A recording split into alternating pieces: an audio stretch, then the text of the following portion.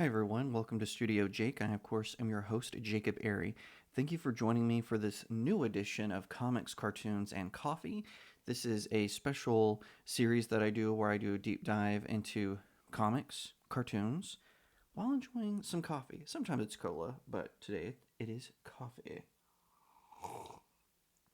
Be sure to like this video, leave me a comment, share it out to all your friends, and subscribe. I am trying to reach 1,000 subscribers. I'm at 750, actually over 750, so over halfway there. It's doable, and I would really appreciate it if you would help me out. It's much appreciated. It's much appreciated. I think I need more coffee. All right, so the topic for discussion for today is Batman Dark Victory. Now, this is a new edition that DC Comics has released to stay afloat because of their dwindling sales. DC Comics and their parent company, Warner Brothers Discovery, has been releasing new editions. Now, this isn't the newest. I think this one came out for around the time that a certain Batman movie came out. I can't remember which one, but this is one of my favorite Batman stories. Now, as you all know, my all-time favorite is Batman: The Long Halloween. Although I'm starting to appreciate Batman: Three Jokers a great deal, but this one retells the origin of Dick Grayson, Robin, the first Robin, and it is stunning. It is fantastic. So, if you've read The Long Halloween or even seen the film isn't totally accurate to the comic, but it does get the basics correct. It's basically in Batman: The Long Halloween. Batman has caused so much trouble with the mafia in Gotham City that the Carmine Falcone, he turns to characters like the Joker, Scarecrow, Poison Ivy to help him take back control. But of course, what ends up happening?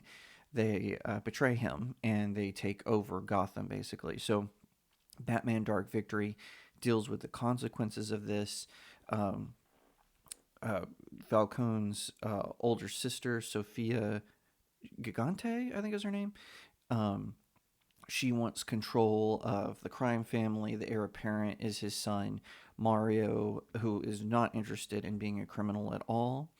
And he's actually trying to help his brother, who was revealed to be the Halloween killer.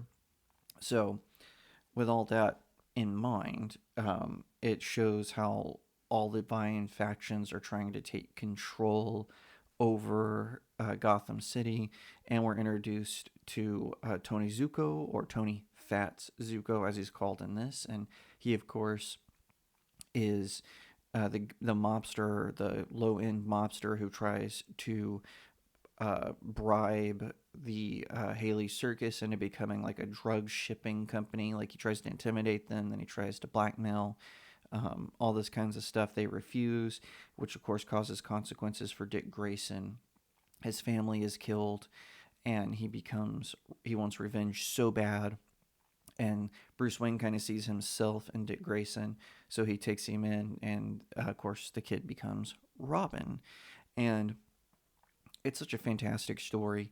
I really enjoy it. I know the artwork isn't for some, but here's a great illustration of the Joker um, that Tim Sale does. I personally like this mode for it. I think it matches correctly with what's going on in the story. I think that it's kind of that pulp atmosphere. So here's another look at Batman and Catwoman. I really enjoy how Jeff Loeb crafts this story. Of course, he would go on to write Hush, um, and it this comic actually was on the New York Times bestsellers list. Believe it or not, um, this was such a fantastic tale that Jeff Loeb and Tim Sale crafted here. Tim Sale, of course, is the artist. He does a really good job. I'm gonna see sometimes in the back they'll put like the original cover of the first issue or the first graphic novel, but it doesn't seem like they did it with this one. But it's just one of many Batman tales that are fantastic. They have such great quality. I love everything about this. I think that it is an incredible new look at the Batman mythology. And of course, they recently redid the stories because of the New 52 and then the Rebirth, and then now I think Dark Knight Heavy Metal, something like that, which now they're about to do Dawn of DC. Oh, can't stop rebooting. It's really interesting comparing the two companies. So like with Marvel, when they want to reboot, they just kind of do what's called a soft reboot. So they just have a character reiterate their story. Which this is what happened with Iron Man Extremis. So instead of Tony Stark, his plane being shot down during the Vietnam War, in Extremis it's revealed it was the Gulf War, and so on and so forth. With DC, they just reboot like every 6 or 7 years, sometimes even faster. There was rumors for a while that Heroes in Crisis was going to serve as a reboot, but that didn't happen. Thank goodness, that story was terrible. But this one is not. Batman Dark Victory is a fantastic tale. If you are a huge Batman fan, and maybe you're just starting to get into comic book collecting, I highly recommend you get a collected edition of Batman Dark Victory. If you can find the individual issues, get them, do it, because this is a fantastic tale, and especially with DC rebooting, people are going to be after the more, well, now they're classic tales, and especially seeing a darker look at how Dick Grayson became Robin. I highly recommend it, and I'll say cheers to Jeff Loeb and Tim Sell. You crafted one of my, or I should say, two of my all-time favorite Batman stories. So this sip is for you.